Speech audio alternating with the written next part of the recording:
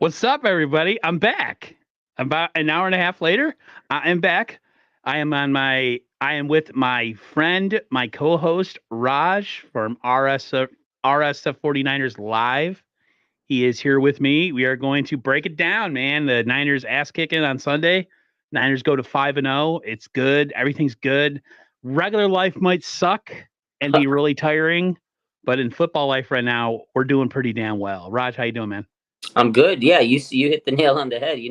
Whatever's going on in your day to day, it is what it is because the 49ers are 5-0, undefeated, fresh off an ass whipping of the Dallas Cowboys. I was there. It was amazing. And now we move on to go play the Cleveland Browns. I'm hyped up, man. It's been a good week so far. Yeah, but that game Sunday, we'll hit on it a little bit, but it was like I didn't expect it. I was on with Ted about an hour and a half ago, and I told Ted I was like, "There's no way in hell I expected the Niners to freaking boat race those guys on Sunday. I thought it was going to be close. I thought it was going to be like into the fourth quarter, like couple possessions, maybe a field goal or two, victory. The victory, how much we win by or whatever, and like." Okay, I was wrong, which is fine because I'm a stressful person by nature and I'm super anxiety ridden. So watching a game in the fourth quarter that has absolutely no pressure and no stress is a great thing. So I was happy for a couple reasons. One, I think the Brock Purdy talk got real quiet as far as the negative aspect. And now all of a sudden, all the 49er fans and Brock Purdy fans are coming out of the woodwork and like, you know what? Whatever. Come join. Come on the bandwagon. I don't freaking care. I don't care. I'm not one of those people that's gonna be like, well, you weren't there, we were bad, so can't be a fan. You want to be a fan, go be a fan. LeBron's a 49er fan now. He doesn't like the Cowboys anymore. But what was your overall takeaway from the game on Sunday? Yeah, I mean, this team is the title of our show today is Are the 49ers the best team in the world or in the league? Absolutely, Aaron. They are the best team in the NFL. That was my takeaway after watching this game. Both sides of the ball, they're just so well balanced. The weapons are crazy on defense. The weapons are crazy on offense. This was a great defensive performance. This was like the best defensive performance. The team was motivated, all week. They said they used the motivation of the Dallas being the number one defense. Yep. And they came out and they just three interceptions. Fred Warner proved that he's a defensive player of the year candidate. Nick Bosa is getting back to speed. Like this team is just hitting on all cylinders. And Fred Warner today says they haven't even hit their peak, and that's the truth. This defense is slowly getting better. And now this week, guess what? We added Randy Gregory last week via trade. Now he gets to join the party. So this team is so good. And Brock Purdy is making people realize, oh wow, he actually is good. Like your boy Ted. I love Ted. I was there at training camp with him. And now even Ted has come around the corner and he is giving Brock Purdy his flowers. It's making people realize it's not just the system. It's not just Kyle Shanahan. I mean, he's great. He's a good coach. How many quarterbacks have they went through and they finally found the guy? And one thing I keep saying is it is refreshing, Aaron. It is refreshing to have a franchise quarterback. Like he leads the league in almost every major statistical category. He still hasn't thrown an interception. This guy Crazy. is amazing. I love it. It's crazy. I never thought this would be. To be honest with you, I thought he was pretty good, I'll go with the mindset though that we gotta slow down a little bit. We can be happy and be really bullish and stuff, but I'm still trying to take it. If the players take it one game at a time as a fan, it's like anything could happen any given Sunday, anything could change. But like, wow, I didn't think the Niners could be this good this year. I still think personally, defensively, they could get a little better. Let's see if the Randy Gregory signing helps them with the rush, at least getting more pressure. I think the Niners get a lot of good effort sacks, coverage sacks, but I want to see like, just off the jump, hike and pressure. Like I want to see that kind of pressure. The Eagles to me and the Cowboys still have a better front four altogether as far as rushing the passer. I think the Niners defense overall, player wise, is the best in the league. But I think they both have better defensive lines than the Niners. Absolutely. The Eagles Cowboys, especially. Cowboys don't. Micah Parsons, I don't even think he showed up to the stadium. All he has done this week, Aaron, is ran his mouth cry, salty tears down. Maybe. He's Yeah. crying. Okay. And Well, I'll say the Eagles then. Dude, I was watching Eagles the other day. Their defensive line is pretty damn good. they're good. They're not as good as they were last year, but you got to remember that they do have a new coordinator. I'll give them that. But the Cowboys are not better than the Niners. They proved it this weekend. The Niners are so much better than the Cowboys. And you know what? Like I said, the Niners still haven't hit their peak. They're going to get better. No. I know it. I know people want the flashy stats, but they're putting pressures all over people. Like, that's the thing. They're getting pressures. Maybe they're not coming away with the sacks. Nick Bosa is getting like 5 to 7 pressures a day. Like, a game. It's crazy. He is pressuring the quarterback. Just for whatever reason, they can't get the sack. Whatever. But the secondary is playing good. The linebacker, bro. Fred Warner, okay, he's been a complete linebacker before. We know he has the coverage. We know he plays the run well. But now he's become like a legit pass rusher. Like, he's become a guy that they can drop back and you can employ him to go rush the quarterback. Like, a couple of weeks ago when there was that video, I think KMBR posted it, when Nick Bosa was back in practice and he's showing Fred Warner some pass rush moves. Mm-hmm. Fred Warner is really learning to be a pass rusher. You saw that play where he sacks Dak. Like, that was the craziest play because he's going sideline to sideline. He takes away the run and the screen play, and then he gets his hands up so Dak couldn't get the ball downfield, and then he pursues him and finishes it with the sack. Like, he did everything, he did everything that you could do on that play and just dominated. And then he got the trifecta. Like, Fred Warner's adding to this defensive line. So it's, oh man, I don't know. This defense is only going to get better. It's amazing. That game was just an overall both sides of the ball ass kicking, and hell, even special teams with the down punt by Ronnie Bell. I mean, it was just like everything felt. I love games like that, but I also hate them because it's hard to duplicate, But I mean, I thoroughly enjoyed it. It was, like I said, it was one of those games. The Dolphins won early in the day for my brother. The Niners won. We had a good Sunday, eating pizza and chicken wings and talking Niners, and life was good. Good day, yeah, that's a good day. Yeah, it's a good day, because we keep talking. Me and him keep talking. He's like, out of all the years, we got to be good. He's like, why do we got to be good in a year where you guys look like? I'm like, I know. I don't want to face your team. You don't want to face my team. Someone's going to be upset if that's the Super Bowl. So I told him, I said, let us have this year, maybe next year. You guys can get through 2 years from now. Let us have let us get a couple more rings to get like to 8 or something, Yeah. and then the Dolphins can, finally win a Super Bowl after 50 some odd years. But it's, hey, it makes Sundays very enjoyable. I mean, anytime anybody complains about the 49ers, I'm like, anytime you want to go back to the mid 2000s, like the first from like 2002 to 2010, that was a bad time to be a 49ers fan. And that little gap in between after Harbaugh left, like, I love and hate the national spotlight. I love it. And I'm like glad the Niners are getting their flowers, but it happens the same way every year. The Niners get overlooked and then they kick ass. And then all of a sudden everybody's talking about them. And now I'm like, oh, don't talk about them so much. Shh, don't say anything. Like, keep it a secret, let us sneak up on people. But I mean, when you win on Sunday night, when the whole world is watching 42-10, you're going to get everybody's attention. Yeah, I mean, everybody, and Cowboys, they got a big media market. So when we sit there and we pound the crap out of them, people are going to start taking notice, and the media is like starting to fall in love with the Niners. I mean, every week they're the number 1 rated team, but now NFL Network every day they're singing our praises. Brock Purdy, this, but I mean, they love it because it goes both ways in social media. If you can be negative and get clicks and views, but now when the team is so good, you have to give them praise, because if you don't, you're gonna look stupid. So now it's the media's like, oh, we gotta switch it up. We gotta be talking about how good this Niner team is. But you're right, because I want them to keep the same energy. If you guys weren't, touting us up before, don't sit there and switch up. But that's how the media operates. And at the end of the day, it is nice to get recognition. When you go log in on social media, you log into Instagram, the NFL page, and you see a lot of 49er stuff. It's kind of nice. You're like, oh, we're getting recognition, because players have a lot of hard work they've been putting in. And how many years have I sat there and go, man, Ayuk needs some love. Debo needs some love. This guy, but now the 49ers are getting a lot of love. It's nice to see. It is refreshing, but it's because they've been putting in the work. This team is amazing. Kyle Shanahan's just put together a phenomenal roster.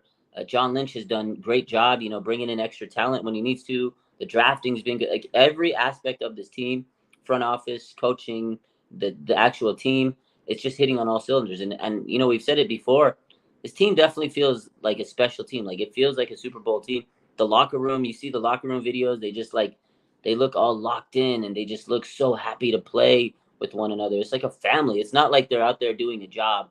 They're out there, they're playing football, and they're having fun. And, one week somebody else is going to step up, and they're unselfish. It's just fun, man, to watch these guys play. Like last week, it was the Kittle show. The other week it was CMC. A couple weeks ago it was Debo. A couple weeks before that it was Brandon Ayuk. Like, who's going to step up to the plate? Yep. And then the role player, Jordan Mason. We talked about him. He finally was able to take advantage of his opportunities, and now he looks like he's running back too. And just so many good players on this team are stepping up. It's nice to see. This is something I never thought I would see, but Miguel let us know that today Brock Purdy became the front runner for the MVP by NFL Network. So, bravo. Should be. I want to say hi to the chat. I was going to say hi to all of you individually, but a lot of you were in the you were in the chat with me and Ted. So I thank you for coming back through, especially Red Jet Shell. Newer to, I would say, the audience. At least I've started to notice you, so I appreciate you coming through. Means a lot. Bashar's in the house. What's up, Bash? What's up, my dude? Me and Bash always have a good laugh off YouTube, just about everything in football and YouTube land, if you know what I mean, Raj. Always having a good time. So let's see here. Have you or how do I say this? Are you okay ahead? Are you letting yourself go there when it comes to Brock Purdy being talked about in an MVP type conversation? Or do you think it's too early? I personally am kind of on the fence. I feel like he needs to, it just needs to continue. You know what I mean? Like the season isn't 1 in 5 games. I'm a little bit of more of the negative as far as like, I've been super positive, but like I see a lot of comments of people saying like, we got to keep going. We got to keep doing it. Like you can't, the season ain't over yet. And like, that's kind of like where my mind is right now. Like I watch games, I enjoy them. We kick ass. And then by like the next day, I'm like, okay, now what do we got to do to beat the Browns? So I'm kind of like the player. So does Brock Purdy deserve I know he deserves the flowers, but like, are you okay with him being in the conversation for most valuable player? I'm probably the captain of the campaign, the MVP campaign. I'm one of the guys that's probably touting it the most, man. Like I get it. I understand the people that say, oh, he's only played so many games. He hasn't played a season, this and that and the other. Every week he comes out and it's spectacular. Like this, he's MVP, man. It's just look at what he's done. He's a quarterback. He's getting better. He's 23. He's coming off surgery and he's doing these amazing things. Like you could sit there, QBR, he's number 1. QB rating, like he's number 1 or 2 in almost every statistical category. I think KNBR pulled up. Let me pull up the stats from KNBR. They dropped a little synopsis of all his stats, and I get it. I know he's playing with this great team and stuff, but he's the quarterback. What is the one issue that this team has fought about over the last couple of years? Is quarterback. There's no question. Kyle Shanahan said he was the guy, and he's proving that he's the guy. He's making it's not just simple passes. Like, yes, he makes the small little slant passes, but now Kyle trusts him, and he's able to take the deep shots. He's making the layered passes over the linebacker. Look at the pass to Debo, unbelievable throw in traffic. He's figuring out how to run, read a defense. He knows the plays by like memory now. It's his second year, and things have slowed down. His throws with anticipation are like he knows where the receiver is going to be. Like that George Kittle, that first touchdown, scrambles to the right, throws it on a dart, man, on a rope, and he throws it 3 seconds before Kittle even gets to where he needs to be. When he's there, the ball is in his hands. Like, oh wow, touchdown! It's in my hands. He doesn't even put it where any defensive player is going to be. He is 100% should be in the MVP conversation because I love Christian McCaffrey, but teams are targeting him. Let's be honest; they're trying to take him out.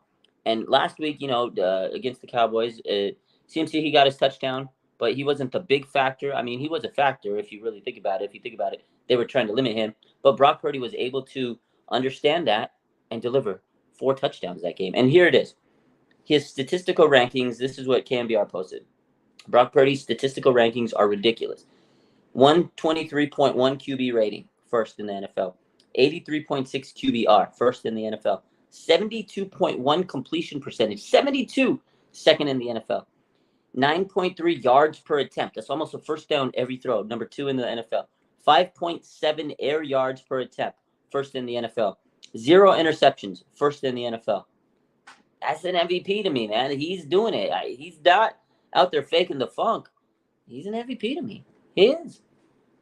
I think the one thing that'll go against him is his size, the optic. Okay. Unfortunately, it bothers me to death that is a thing, but it's like with any sport, like in wrestling, like the whole bodybuilder fetish that, like, if you don't look like $1 million, then you're not able to sell money or merchandise because you don't look like you could actually beat somebody in a fight. And people don't believe it. It's not believable. And I think what happens is people look at Brock and they're like, yeah, he's doing all this great stuff, but I mean, yeah, he's kind of small, and yeah, his arm isn't super strong. So we're not going to look at him at MVP. I think he's got an uphill battle. I mean, he's going to have the ball out all season, to keep people like in his to keep himself in people's kind of like in people's vision, like, and they said they're paying attention to everything that's going on. He's going to have the ball out maybe harder than other guys, just because I think people are so caught up on size and arm strength, Probably which is important. But I think what is up here in between the ears is way more important in football. I mean, there's a lot of quarterbacks. I take Josh Allen for. I'll give Josh. I live in Bills country, right? So like, the one thing about Josh Allen, he when pressure's on and he's under duress, he looks like a deer in headlights. Yeah. He looks scared. He looks like a guy that doesn't handle. I mean, look at the quarterback of the Giants. Is there anybody you ever seen whose eyes give, like, dude, he's got some of the most unconfident eyes I have ever seen in a quarterback. He looks like he's about to shit himself. Like, this is ridiculous. And then there's Brock. He looks like he has zero pulse running through his veins. There was a comparison. Yeah, we got to put the ice in the veins. There was a comparison, and you guys who were here earlier on the chat with Ted, or the stream with Ted, you guys know where I'm going with this. There was a comparison, and I know a lot of people are like, chill the hell out with this. This is ridiculous. He's barely played 2 years. Joe Montana. I see it. Brent Jones was asked, does he see comparisons? And he says, absolutely. Yeah. Mainly, it's the mental aspect. He said Montana was unflappable. Mm-hmm. The mental game, accuracy, the ability to be calm and cool in a really pressure-packed situation. I do see that with Brock. Yeah. What's your thought? Is it a stretch to compare him to number 16, or no one's saying he's Joe? He hasn't won the chips. He hasn't accomplished nothing as far as NFL accolades. But if we're going just based on like the mental makeup and like his ability to kind of like bring everything down when everything is going crazy, I think it's there. What do you think? Absolutely. I know it's crazy. And again, people are going to say, oh, he hasn't played a full season yet, da-da-da-da-da. But that's what you do in sports. You look at players and you're like, who does he remind you of? And that's, like draft season. You're always going to have player comps. And honestly, he does look like a Joe Montana. Rex Ryan said it too the other day. Not Joe Montana, Joe Montana. And he really does. It's not that he does everything like Montana, but he's got the mental makeup. Like you said, he's calm, cool, collected, man. Like he's just so poised in the huddle. And all the players say it. That's the thing. Like, he does not get nervous. Like, again, he's just flawless out there. He's so smooth, man. He makes things look so easy. It's like, wow, he's just like him and Brandon Ayuk. They got the amazing chemistry. All right, he's starting to build the chemistry with Debo. And after every touchdown pass, they posted that video last night where Debo just hyping him up, man. This guy is loved by this team. They love this guy because you thought they loved Garoppolo. This is a different guy, man. They know it. They're like, this is that dude. This is that dude. Kyle is smiling when you have. You never see Kyle happy. I know when you have the Kyle head looked coach, like the cat who ate the canary in this post game press he's conference. He was like smiling. so happy. Yeah, that's weird. That's crazy because he's never been this happy, and he's letting him run the offense. He's asking him questions. So, what do you feel about this play? Like he never had conversations with the other quarterbacks. He's genuinely asking his quarterback, like, "Do you think we can make this work?" Okay, let's see. The Lions ran this play today. This was our playbook last year. Can we just try it this week? We haven't really practiced it, maybe one time. Oh yeah, sure, let's do it. Let's run it. You executed pretty perfectly, and you scored a damn touchdown on a trick play that you didn't practice all week. This guy has it, man. And what you said about his metrics and his, he's not the prototype. Kurt Benker No, said this a couple of days ago, and this was one of the tweets that I put out there. I posted it, and he said exactly the same thing. He says if Purdy was 6'4" and could throw 70 yards, basically if he had the athletic build, he can have the monster arm, people would be talking about him differently. They would, but he doesn't look like the proto. He doesn't look like a quarterback. He looks like high school, quarterback out there. He looks like a young man that's out there playing varsity football, and you're like, oh, cool, man. He doesn't look like an NFL quarterback. Eventually, he will, because he's going to be in the weight room for years and years, years. People forget it's only his second year, man. He's only played 14 games or so. He's going to be great, man, as he continues to develop. I could see some Joe Montana in him. He executes the system very well. He's figuring out these defenses. And again, last year he was just trying to find his way on the team. And they threw him into the fire and was like, okay, now I'm just trying to lead this team and try to win games and learn the plays. Now, they even asked him, I think Larry Kruger asked him earlier in the offseason, they said, so how do you feel this year, second year? He goes, a lot more confident because I know the whole playbook. I memorized the whole playbook. Like, it's like his memory. Like, so he wakes up, brush your teeth, and in the back of your mind, you know these eat playbooks. your Cheerios and go over your plays. Yeah, Hell to the yes. it's like in my career, like in healthcare, before I was studying anatomy and physiology, like I didn't know like everything, but now I memorize like physiology, like I will read something about diagnosis, and in my head, I'm like, okay, this is the symptom, this is this, the patient's gonna present like this, da da da da da da. That's Brock Purdy. He's up at the line. He's like, okay, look, the defensive back, he's in single coverage here. This guy's in a Tampa 2 or whatever the case is. Like he's just looking and he's dissecting the play, and in his mind, he's like, okay, Brandon Ayuk's going to do this. This guy's going to do this. And that's just it. He's smart, man. He's cerebral. It's good stuff, man. It's good stuff. I'm glad I'm feeling it too. Edgard Ascoli with the $2 super sticker. Thank you, so much. Laura Cat, thank you. Again. She says, great joining you again, Aaron. You always bring in excellent content. Yeah, well, Raj is the best. All the guys that I stream with, we don't do it because we're forced. Everybody actually legitimately is cool with each other, which is all you can really ask for. Because if you're not cool with me, then don't come on. Like that's it. Like if you don't like me, then that's cool. That's cool. Just don't do it. But it's legitimate. It's real. I talked to Raj outside of here. Not much. Raj is really busy, but sometimes. I try to get back to everybody, but man, some days it's tough. The whirlwind. Great. Well, you got a normal job. You're a working man. I hate it. I wish I didn't. I'm gonna be honest with you. I wish I didn't. But you gotta pay the bills out here in Cali. Yeah, I bet. I want you to give me your synopsis or your reaction to Dan Orlowski saying Mac Jones could be Brock Purdy in this offense, then having him backpedal like a corner who's about to get burnt over the top and saying he stands by what he says, but he's also giving Brock Purdy credit.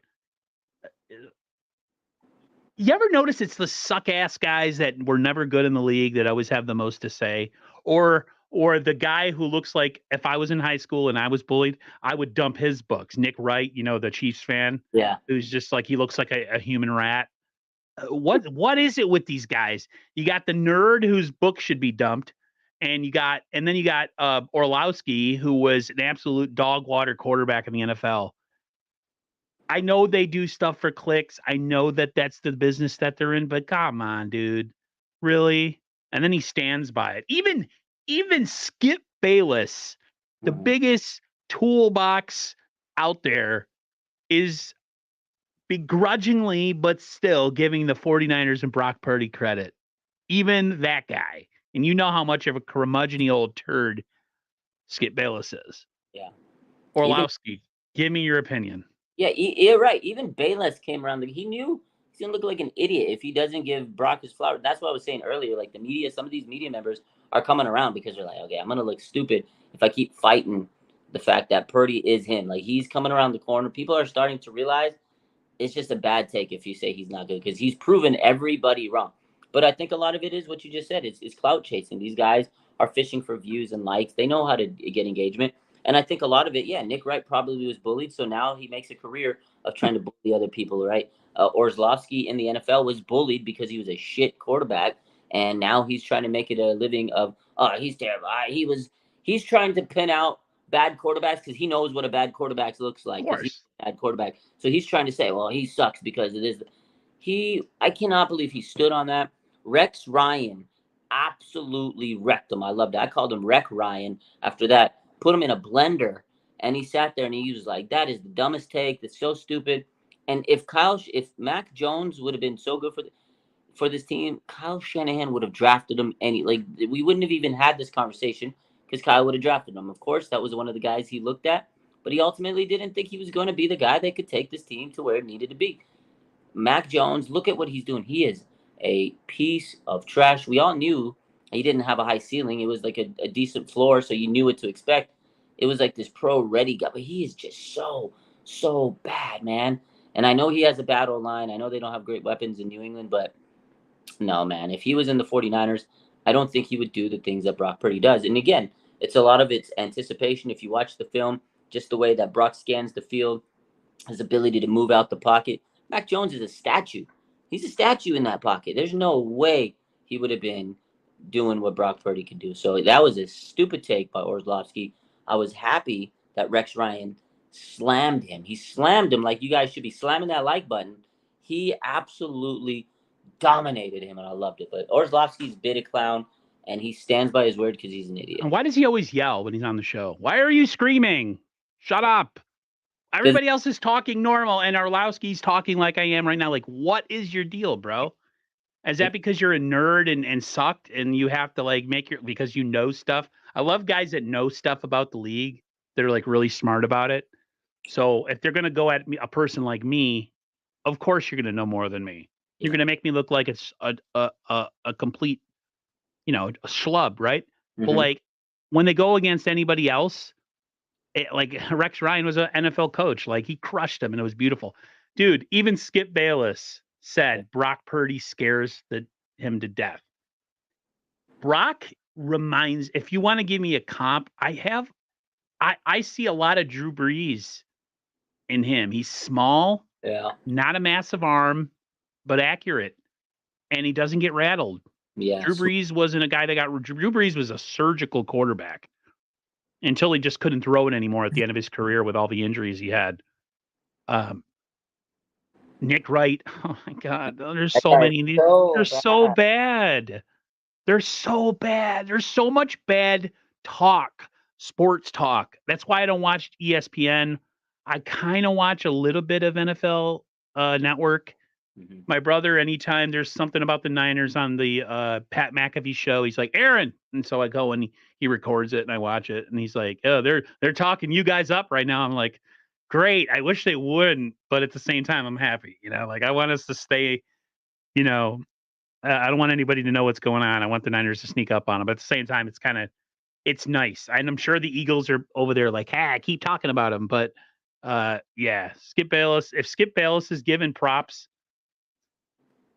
something's going on in the world. Bashar Orlowski wasn't accurate. Orlowski sucked.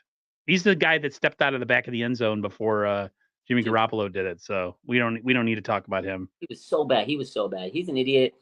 But again, I'm just happy that Rex Ryan put him in his place. And because he did, he tried to like you said, he tried to backtrack. He looked so stupid. I think I called him out. I think I tweeted at him like, dude, backpedal season. What are you doing? That's what these guys do. They don't want to look they're just stupid, man. That's just the media.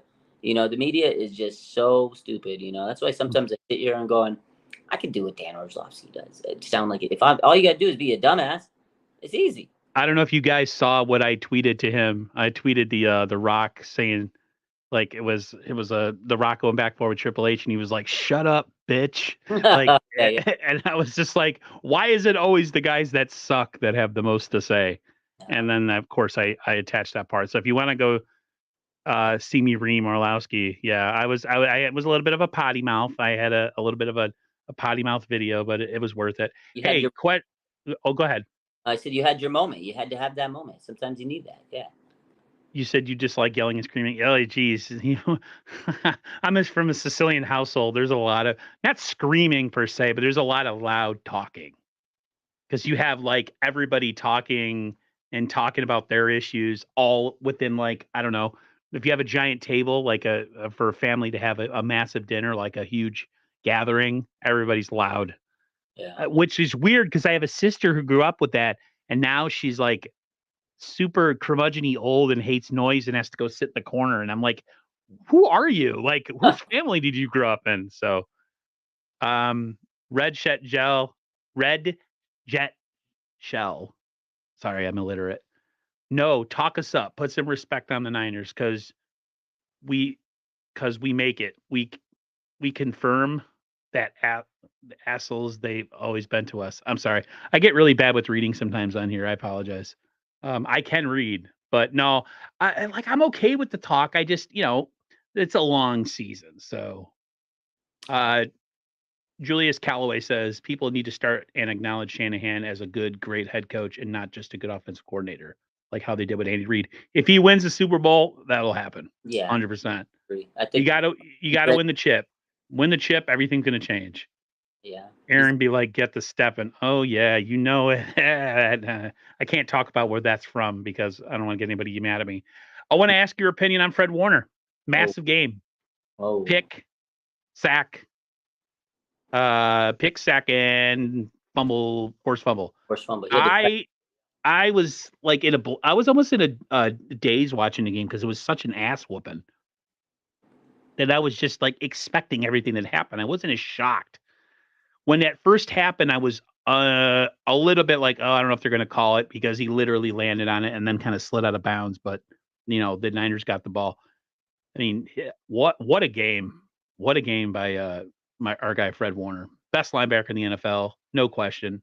What are your thoughts? Yeah, I've said it. He's the best in the world. He's the best defensive player in the NFL. He should be in contention for defensive player of the year. Like he was just all over the field. And it's like I said, it's not just that he's great in coverage. It's not that he's great against the run. He's adding the pass rush, like we talked about with, and that's another element. He just keeps elevating his game. He was the reason they dominated that game. The defense, they're looking at him. He's the heart and soul. They look at Fred and he tells them, this is what we got to do. And they believe in him. They're like all praising him. I saw all the mic'd up videos and all the content that the Niners post. Like if you watch it, the defense is always looking at Fred. We know he's the captain, but just to see the reactions on the sidelines, like they're waiting for this man to tell them everything they need to do. And if this defense is that good, it's because it's Fred, man. And there was a sideline moment. I think it was Mooney Ward yelling, "Best in the world, best in the world." And both looks at him. He goes, "Best in the world is an understatement." He like to hear that from Nick Bosa. I was like, "Damn, man, this guy like that's big time." From the defensive player of the year, reigning defensive player of the year, to say you're like best in the world is an understatement. It's crazy. And then Fred's just like, or not Fred, Greenlaw's like, "You the guy, bro. You're the guy. You're the guy." Like they're just like praising him. He's so good, man. Like I walk in the game, I'm sitting there, I'm getting my seat, and this guy next to me, this guy Terrence. Shout out to Terrence if you're watching. Dude's super cool. I never met him before. I don't know, but he follows my page. I've talked to him online, and he goes, "What's up, Raj? Oh my God, am I sitting next to Raj?" Like he was hyped up to meet me, and I was like, "What's up, man?" And he goes, "What do you think about the game?" So we're talking, and I go, "What do you think?" He goes, "All I'm going to tell you right now." He goes, "This is a Fred Warner game. This is before kickoff, like 20, 30 minutes before kickoff." He goes, "This is a Fred Warner game." And Fred Warner was dominant. I look at him, I'm like, "Oh shit." He goes, I told you, man. I told you." And every time he made a moment, I looked at him. I was like, "Bro," he goes, I told you, man." Every single time I was like, oh, well, I was like dapping him up the whole game because I was like, you called it. And Fred is just on another level. Like he's been good. He's been great over his career. But I think this year he's elevated his game to like that Ray Lewis status when Ray Lewis was like the best player in the NFL defensively. Fred Warner is that level. He's the best defensive player in the NFL. That's it. He is.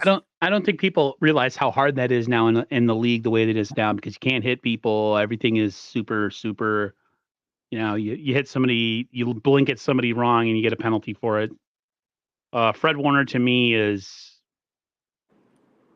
I keep telling everybody we got to enjoy this time that we're living in right now with the Niners being good with all these good players: Warner, Greenlaw, Bosa, Hargrave, Kittle, Ayuk, Debo, CMC. Like this, we're living in a time right now where like that's why I say like enjoy it and like take it game by game like the players do because man, it's just you never know like an injury or things eventually change in years when guys get older and have to leave the team. So like I'm just kind of like absorbing all of this and I mean like red Red Jet Shell, she said about enjoying it and like and embracing the talk and everybody talking about it. She's right because like you could be the opposite where nobody talks about you or cares about you and you're trash. So Yeah. I understand that. How about them Niners had a good point. He's like, you got Gregory's debut this week, then Luter and Beal and Gray are expected to return as well. What's your thoughts on Gregory? I'm uh neither here or there with him because I heard he's pretty dangerous. He's got some speed. I mean, they paid a bunch of money the Broncos to get him. But then if you hear from other people, he's not all that, he's not all that special. So like, what's your thought? Could he be a piece that could unlock the Niners pass rush, or do you consider more of a depth guy? I think it's both. I think he's going to be a solid depth guy, but I think he could be a solid piece for this team to help elevate. Add some help for Bosa and everybody else. It's just more legs. It's more players on that line, and that's what we've needed. He's a veteran. I think he's going to be good for the clubhouse for some of these younger guys, Beal, like you said, and Drake Jackson. They need some veterans to lean on, and Bosa just needs some help out there. I think it's going to be a positive thing. I think he may not get 12 sacks, 10 sacks, like big numbers, but he's going to help out. Again, he's a veteran.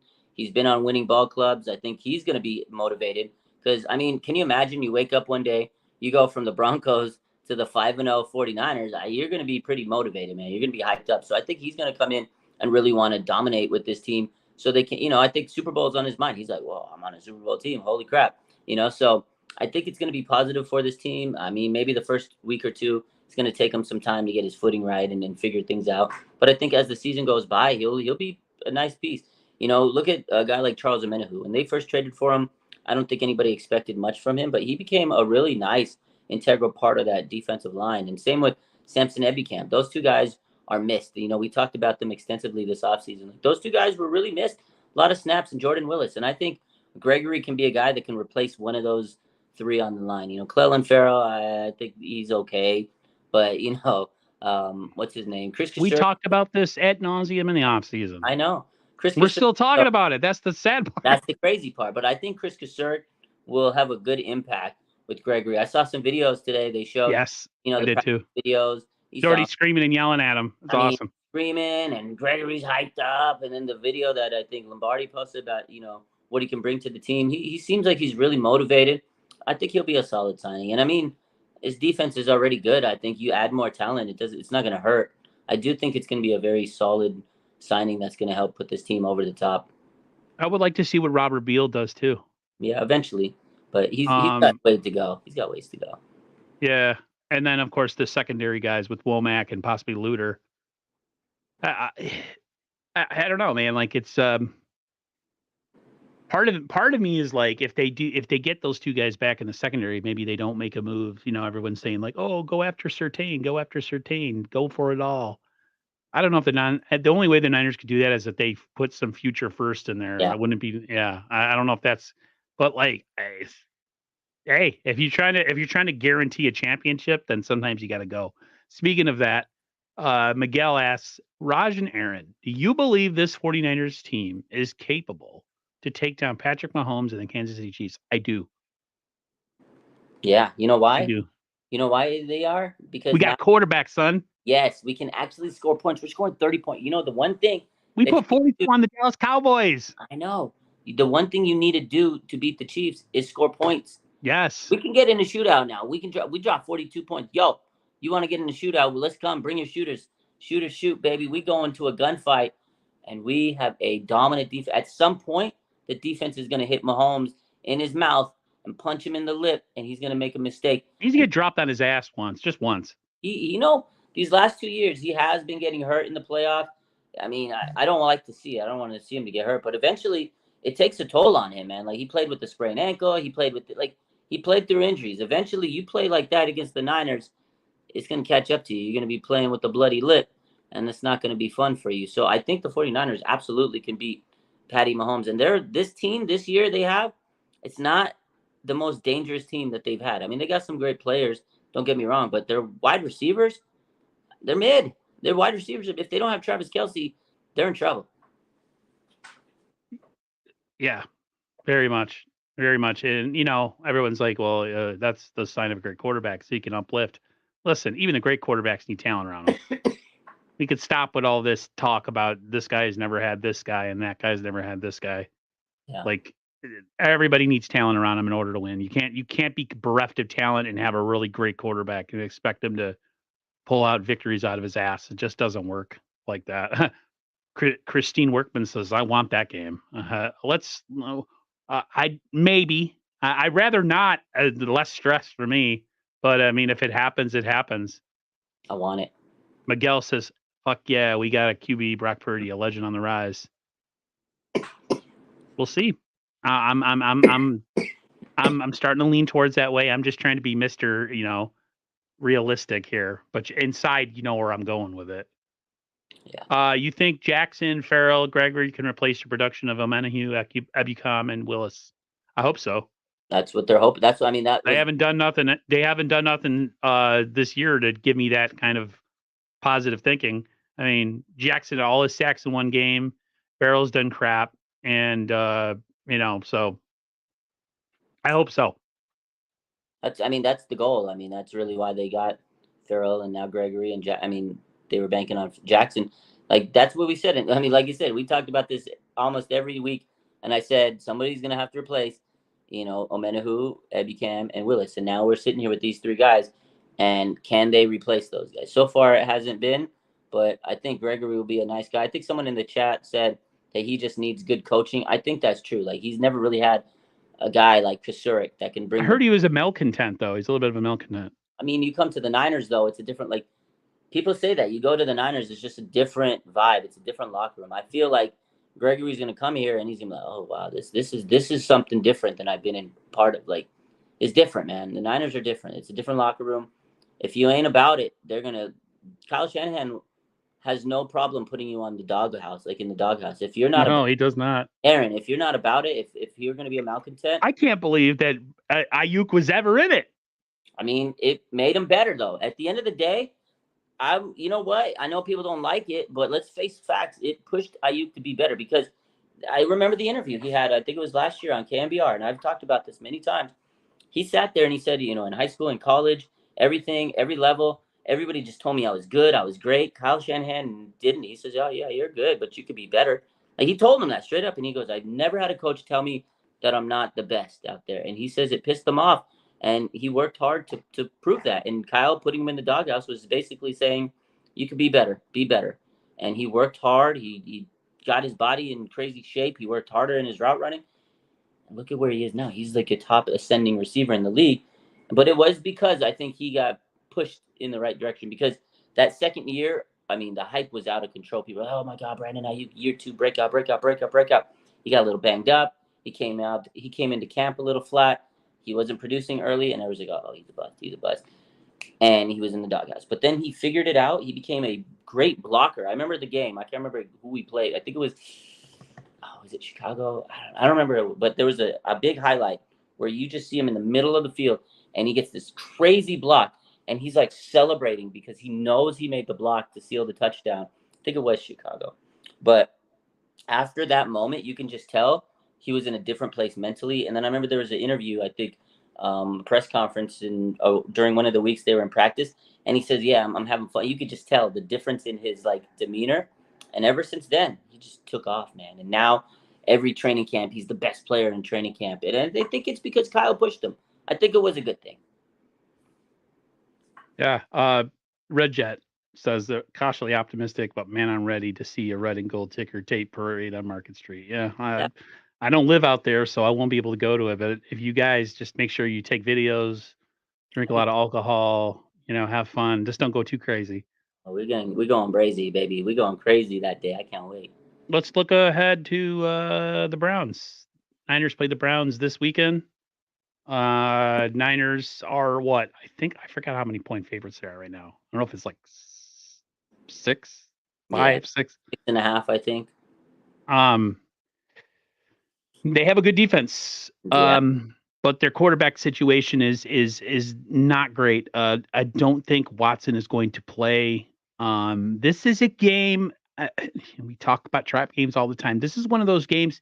People, not your traditional trap game. They came off beating the Dallas Cowboys 42-10. So there's always a letdown. You go against a team who's not the same caliber. Not that they don't have talent in Cleveland. Mm-hmm. It's also an early game. It's a Mm-hmm. 1 o'clock game. So for me, it's 1 o'clock for the West Coast. You guys, it's like 10 p.m. 10 a.m. 10 a.m. I hate 10 those. a.m., 10 p.m. Yeah, I wish it was 10 p.m. I'm pretty optimistic the Niners are going to win this game, but I wouldn't be surprised if we saw a little bit of a different team than we've seen recently. Maybe a little bit sloppy, maybe a little bit not on their P's and Q's. But then again, I say that, and then we come out and we drop 30 points again. So it's really hard to tell. This team this year is so well prepared and so good Yeah. that I always go with the negative because I'm just trying to be a normal football fan, looking at things from a normal perspective. But they've been everything to the contrary of what I thought. So since it's worked, I'm going to say that they're going to come out and be a little bit sloppy, and the offense is going to be hit or miss, and the defense might be a little bit off in this game. And me saying that means that they're going to win like 42-10 again. So Yeah. I'm gonna go with my normal line of thinking. What about you? How are you feeling about the Browns? A couple of days ago, I was thinking the same thing as you. I was like, oh, it's gonna be tough because it's an early game, and for me in the West Coast, early games, I look and feel like this in the morning. 10 a.m. game, man. I hate it, but it is what it is. And I know the players are a little, lethargic. The jet lag, the travel, it was a little tough. But man, this team is. After watching them live 2 different weeks now, against the Giants and against the Cowboys live at Levi's, like this team is just really a. I mean, they are. It's a flat out monster of a team, man. Like these guys are a well-oiled engine. I think maybe the Cleveland Browns will come out strong. They did have a bye week, so they'll be rested. They're going to come out really strong, and I think they have a good defense, probably better than Dallas. Miles Garrett is really good. They have some good players in the secondary. Their linebackers are hitters. So they got a good defense. I think they'll really test us early on. And again, the 49ers might come out a little tired because of the West Coast thing, traveling to all the way out to Cleveland. But I really think at just some point the 49ers are going to be too much to handle. They're too physical, they're too strong, they're too balanced. I think the Niners are going to roll them out. But I feel like maybe it'll be a little slow start. Niners are going to have to feel them out and kind of wake up. But once they kind of get their feet under them, I think the Niners are going to roll them out, man. I don't think it's going to be close. I think this is a response to me coming out and being like, I don't know. And just a simple, nah. Niners are too good this year, man. It's pretty much saying in that one word, Niners are going to kick their ass. I think the Niners will play well. It's hard to say. Every game is different. Coming off of a game like we had, they look like this all game. Everybody's going to look like Palpatine from Return of the Jedi. Yeah. Man. I'm looking forward to it. It's football season goes by fast, bro. We're already into week 6. It's crazy. Week 6, man. Crazy. This is crazy. Is my nephew finally enjoying? I saw this earlier. We're not talking right now. We have some family beef going on over something. Him and my brother had some situation. I hate to spill it on here, but we're not talking. So I wouldn't know. Yeah, we'll see what happens. I mean, shit happens with family, I guess. I don't know what else to say. Yeah. Oh, I know, right? Yeah, it sucks. But I haven't really talked to him. Mm. Real life, homies. Real life. It happens. I got to ask you this question. I might have already asked you, but I'll ask you again. Are the San Francisco 49ers, are we peaking too early? or do you think this is a sustainable way of going? They haven't even peaked yet, Aaron. They haven't even peaked yet. They haven't. They're just a good ass team. Like I don't think people realize if you're gonna think that, I don't think people realize how good this team really is. Like, look at the talent on this roster. Like, it's finally clicking. They're healthy. This is the healthiest they've been this deep into the season. Like, that is another thing. Knock on wood. The health is amazing. Just this young talent is good. The veterans are amazing. The superstars are being superstars. I just don't even think we've hit our peak. There's no way we've Right. even peaked. And that's what Fred said today. He said this team hasn't even hit its peak. Like, Aaron, this team is dangerous, man. I've seen them at training camp. I've seen them in preseason. I've seen them in the regular season. Like I've seen them up close so many times that I'm like, this is a different team that I've seen from before. Like I've been going to games for a long time. I've been going to training camps. Like I see this team, but this is something different. I notice. I don't know what. I can't put my finger on it, but I just know that there's just something different about this team. They're locked in. They're so prepared.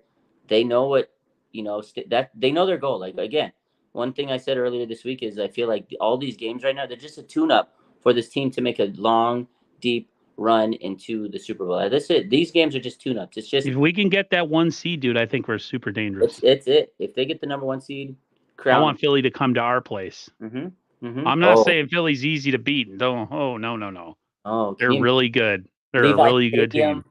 Philly, San Francisco. Oh God, I want that.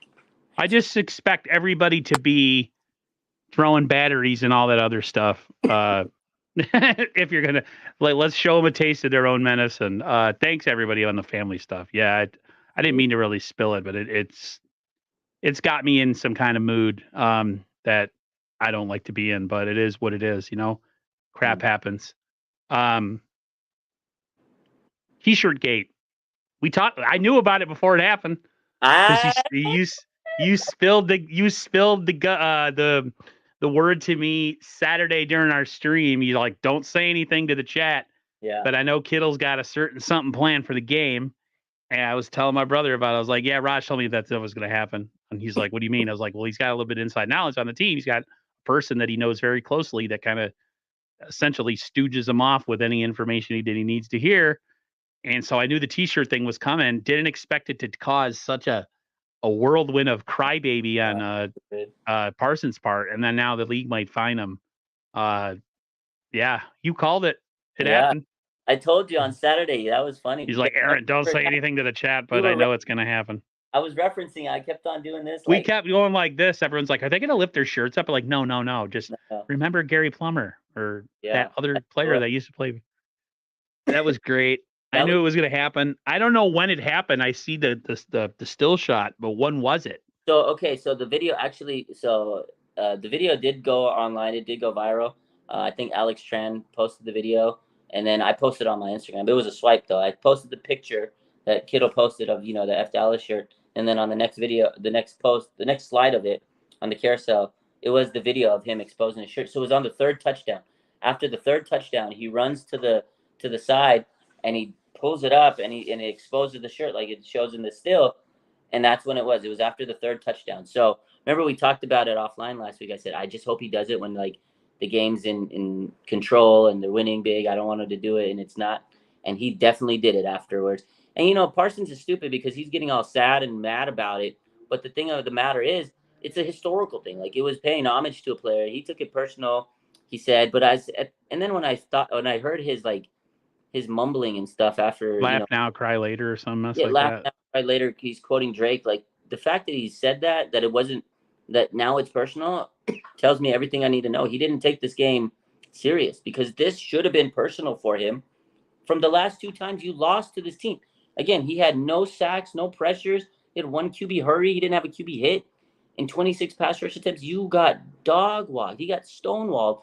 He did nothing. He's crying. And then the night after the game, he's sitting there saying, "Oh, we're the same caliber team." No, we're not. No, you're not. We're way better than you. We beat you 3 straight times, and this time we crushed you. And he did nothing. He's supposed to be a superstar. Even if you lose, at least have an impact in the game. That's what Richard Sherman said. And I believe, and that's exactly what I said. I said, look, if you're going to be moody and crying about this game, at least have an impact on the game. And he had no impact. And then he's sitting there on a podcast the day after. You should be focusing. You should be mad at your quarterback. Yeah, what's going on with the podcast? Yeah. I think he has a freaking Twitch stream where he's playing Madden. This is all 24 hours after you just lost your badly. And you're playing Madden, you're Twitch streaming, you're podcasting, and then you sit there and you get mad about a t-shirt. Like, just shut up, dude. But my favorite part of the whole thing was when Debo said 42-10. Next time it'll be worse. And Kay Adams just looked at him like, that's right, he said it. Oh my God. Micah could have been drafted to the 49ers, but Lance happened. Yeah, I know. It happens. What are you gonna do? I know. Thanks for reminding us, Chris. Yeah. And then the last thing, the McCaffrey gate, the targeting. There's word that the league is targeting McCaffrey, trying to injure him. But the hell is that all about? Like, really? Is that where we're going? Like, we can't beat you, so we want to injure you? It sucks, dude. You can tell. You can absolutely tell that. Like, during that game, I was sitting there. We were like, dude, they are trying to take him out. They were targeting him, putting their helmets on him. I just couldn't believe it, man. I think someone is going to try to take him out. And last week against Arizona, 2 players got fined. 2 players are probably going to get fined this week for hits on CMC. Like, that sucks, man. Like, he's so good. And to feel like teams are like, well, we can't stop him, so we might as well try to take him out of the game. That's shitty, man. That's shitty. That's just lame That's weak. low. Let's give a score prediction and then we'll get out of here for the Browns game. I gave mine with the Ted. It was 27-13. What do you got? So I can't give my full prediction till Friday because I'm superstitious. You know that. But I'm going to tell you this, Aaron. The Niners are going to hold Cleveland under 2 touchdowns, and they're going to score over 30 points. They are going to beat the piss out of the Cleveland Browns. I'm telling you right now. I can deal with that. They're going to beat them out. They're going to crush them. What's on the docket for you the rest of this week? Same old. Just putting out content, trying to go live, all that good stuff, and then covering the game and rinse, lather, repeat. So just trying to build this my YouTube page up, getting the hours up until we can actually do some good stuff. If you guys can help it, for those of you who are already on his new page, RSF 49ers Live, Raj recently rebooted, reconfigured his channel to a straight up new channel. And so he's trying to get it back up to where his old channel was. So we're getting there. We got I think I got like 1,700 watch hours now on the new channel. Nice. Pretty good. Nice. Yeah. That's good. Yeah. Yeah, you're one of my faves. The fact that you let me stream with you every week is always cool. Because like, good, man. Like, my boy, it's fun. We always have a good talk. We have it's a fun time, man. Fun time. It's a good time to be a 49ers fan right now. For all you guys in the chat, it's a good time to be a 49ers fan. Yes, sir. Everybody, thank you for coming through. Thanks for the supers, everybody. I appreciate it. We appreciate it. Thanks for the love and support in the camaraderie in the chat. We'll see you next Wednesday, 9:00 p.m. I guess, if all works out. Same place, same time. Same everybody. That channel. Yeah, and hopefully we'll be talking about 6-0. Take care. We will.